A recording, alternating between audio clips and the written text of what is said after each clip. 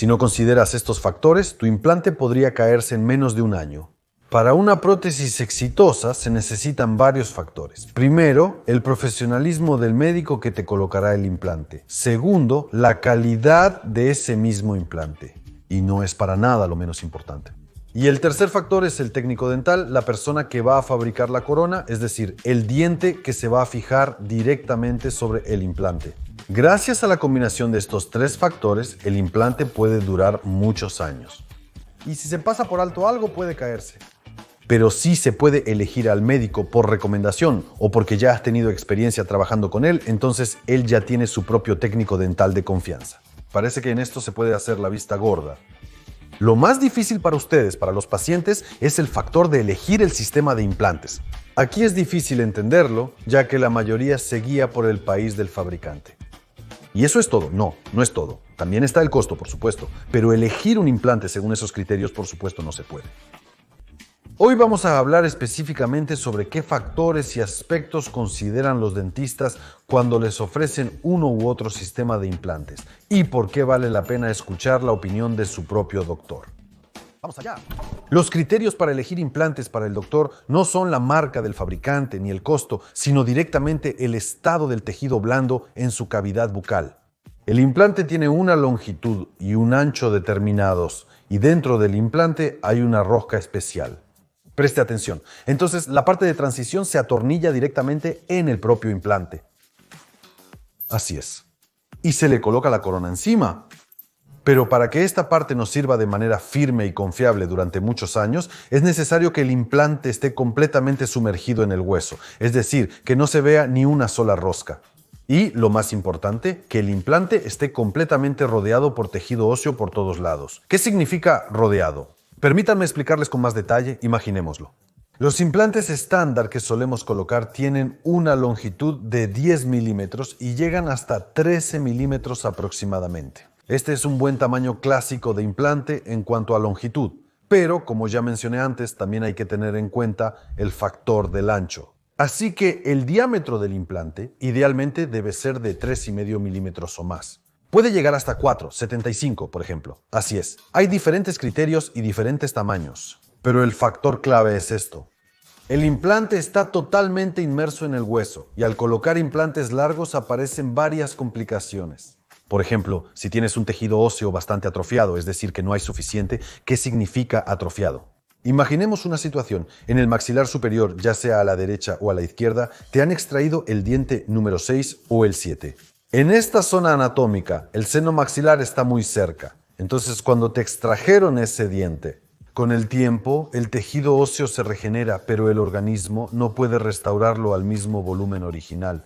Digamos así, o también anatómicamente. Digamos que tienes una característica así, que el hueso hasta el seno maxilar tiene solo 3 milímetros y si en ese hueso colocamos un implante de 10 milímetros, simplemente vamos a perforar. Es decir, vamos a atravesar el fondo del seno maxilar. Y ese implante en el futuro puede salirte por la nariz. Estoy exagerando y asustando un poco, pero espero que se entienda el sentido.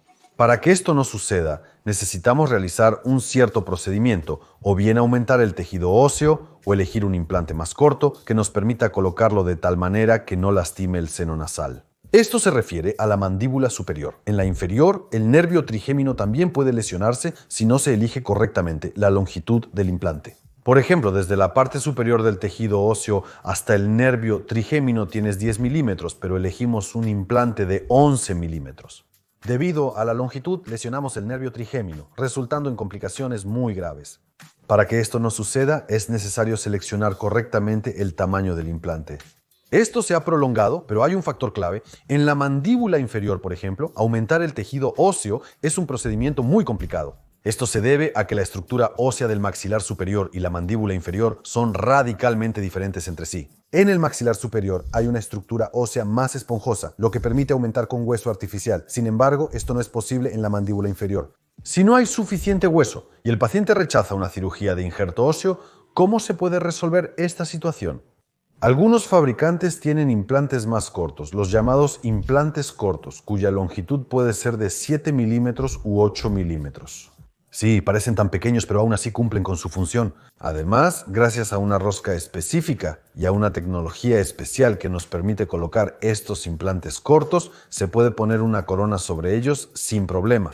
Y imagina la alegría del paciente. Sí, tiene atrofia del tejido óseo, todos le dicen que necesita un injerto óseo, va a otra clínica y le dicen, sí, tenemos un implante corto de solo 8 milímetros, podemos colocártelo sin ningún tipo de injerto óseo. Él estará feliz y contento, le colocaron el implante y ahora puede masticar tranquilamente. Otro punto a considerar es el ancho. Es decir, si hemos colocado el implante completamente a toda la profundidad, también necesitamos que el implante esté completamente rodeado de tejido óseo por todos lados. Si de algún lado de este hueso no hay suficiente o hay un poco, o si hay un déficit de este hueso, con el tiempo obtendremos una reabsorción. Cuando la rama del implante se exponga, como si mi mano fuera la encía, la rama del implante quedará expuesta. Y en esta superficie rugosa se irán asentando cada vez más y más microorganismos. La placa blanda de los alimentos y así sucesivamente. Y al final simplemente van a perder ese implante. Por eso el ancho del tejido óseo es crucial. Y aquí de nuevo hay diferentes soluciones. Para que el implante esté completamente sumergido en el hueso, tenemos dos opciones: aumentar el tejido óseo o utilizar diferentes sistemas de implantación. Porque hay implantes de diámetro más estrecho, de 3,2 décimas por ejemplo, que permiten instalar en estas zonas límite sin injerto óseo. Pero de nuevo, sí podemos colocar un implante más corto y más estrecho. Pero aquí se necesita otro factor, un médico que piense correctamente y un técnico dental que también piense correctamente, quienes fabricarán la corona para estos implantes. Digamos así, si tomamos alguna decisión de compromiso, al elegir un implante más corto o estrecho, debemos considerar varios factores como la fuerza de la carga. ¿Cuál es la magnitud de la fuerza aplicada sobre el implante? ¿Qué soporte de tejido blando gingival existe? ¿Y si es necesario aumentarlo? Si se requieren implantes, es mejor optar por los más cortos. Y ya es necesario considerar otros factores que el médico debe evaluar obligatoriamente de antemano antes de ofrecerle esta solución. Y el técnico dental que fabricará las coronas sobre estos implantes. Pero también existen los llamados implantes cigomáticos. Seguramente han escuchado, tal vez han visto, son implantes alargados que se colocan prácticamente en la nariz, sino en el hueso cigomático.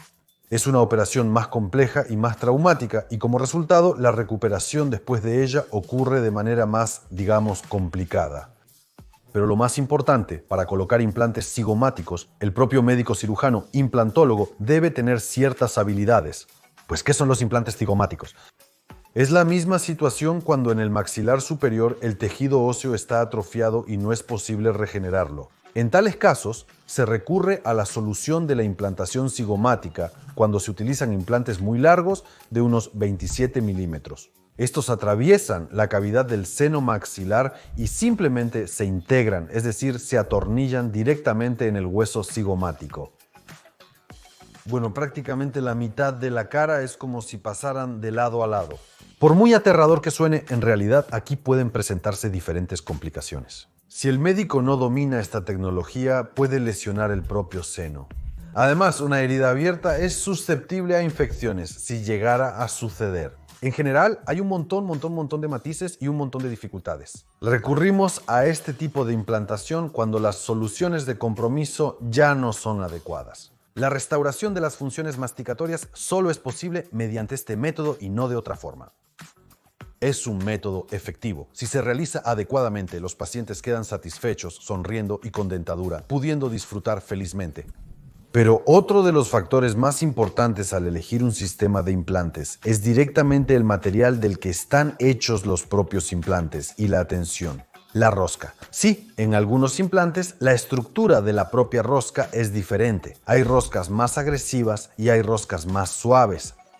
Todo esto depende directamente del tipo de hueso que tengas en la cavidad bucal. Debes entender que todos tenemos una estructura ósea diferente. Es decir, algunas personas tienen el hueso más denso y otras lo tienen más poroso.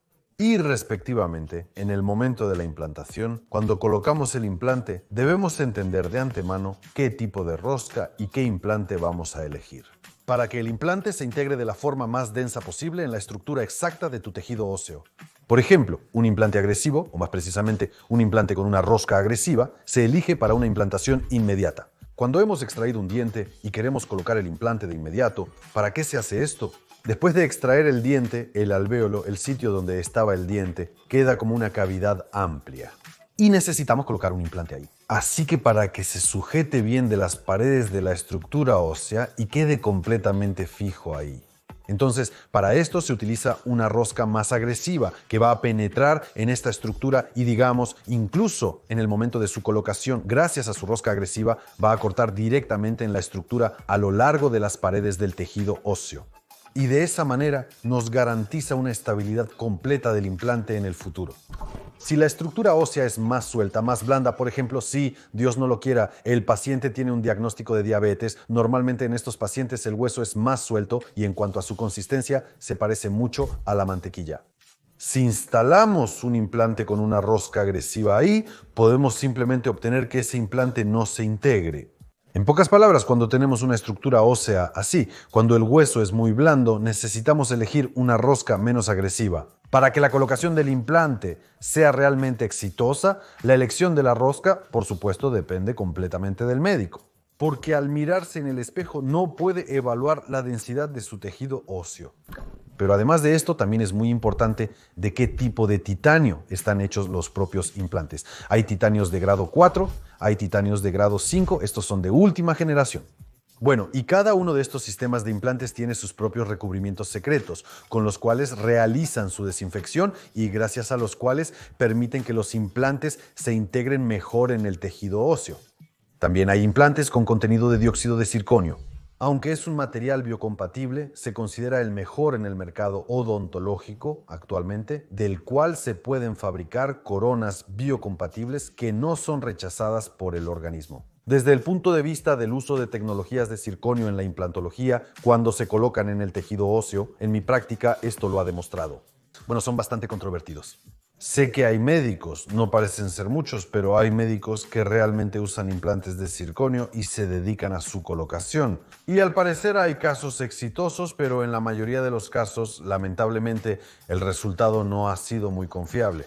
Porque el titanio con un recubrimiento especial y conexiones especiales puede soportar cargas más fuertes y exigentes, especialmente en situaciones donde se requiere para soportar la flexión. La posición del implante es un factor importante a considerar, ya que muchos pacientes creen erróneamente que los implantes siempre se colocan de forma recta y uniforme.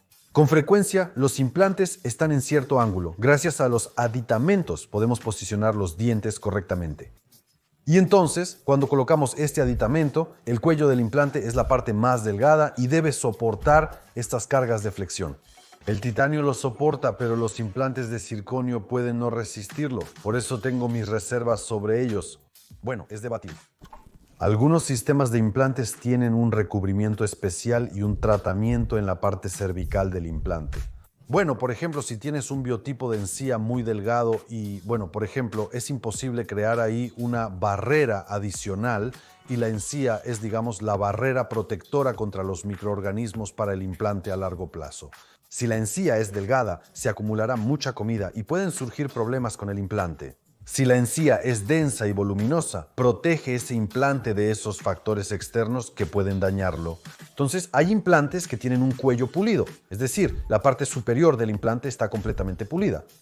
Y digamos así, estos sistemas se pueden usar en aquellos casos cuando necesitamos asegurarnos de que en el implante no se acumule nada, como placa blanda o algunos microorganismos y que no provoque procesos inflamatorios. Sí, esto ocurre, pero en la mayoría de los casos son los cuellos pulidos de todas formas.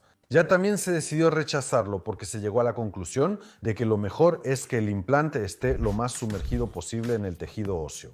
Y esto será más correcto y, digamos, una barrera más confiable. Pero sí, hay implantes así de algunos fabricantes bastante reconocidos de sistemas de implantes que tienen este cuello pulido.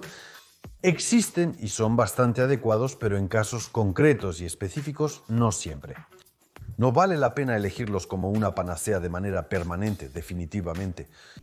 Conclusiones. No siempre hay que guiarse por la marca, el país de origen o el precio al elegir implantes. Si el dentista te recomienda un sistema de implantes específico, pero tú has escuchado en internet que, por ejemplo, otro sistema es mejor, más confiable, etc. No escuches tus propias sensaciones, escucha a tu médico tratante. Él se basa en el estado de tu tejido óseo y sabe qué implante es el más adecuado para ti en tu caso. Por eso, confía en su médico tratante. Tampoco recomiendo evaluar el estado del tejido óseo y de las encías solo mirándose en el espejo, ya que no es posible hacerlo de manera únicamente visual. Para determinar el volumen de hueso y la reserva de encía, es necesario realizar una tomografía computarizada. Pero en casa, usted mismo definitivamente no podrá hacerse un diagnóstico. Un momento más. Si en la clínica trabajan con un sistema específico de implantes y ya llevan muchos años instalándolos y conocen ese sistema de la A a la Z, entonces lo mejor es que en esa clínica le instalen precisamente ese sistema de implantes. Los doctores tienen una amplia experiencia y saben manejar las posibles consecuencias que puedan presentarse. Confíen, una vez más lo repito, en su dentista. En esto denle like y suscríbanse. Esto es crucial para nosotros y los algoritmos. Ojalá el episodio les haya servido. Si gustan, haremos otro.